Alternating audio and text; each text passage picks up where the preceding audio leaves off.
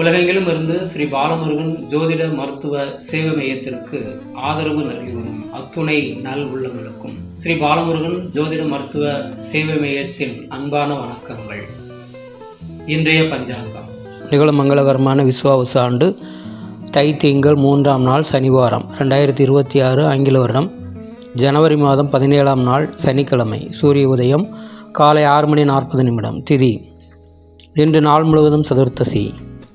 நட்சத்திரம் காலை 9:40 வரை மூலம், பின்பு பூராடம். யோகம் இரவு 10:51 வரை வியாகதம், பின்பு ஹர்ஷனம். கரணம் பிற்பகல் 12:31 வரை பத்திரை, பின்பு சகுனி. சந்திராஷ்டம நட்சத்திரங்கள் கிருத்திகை, ரோகிணி.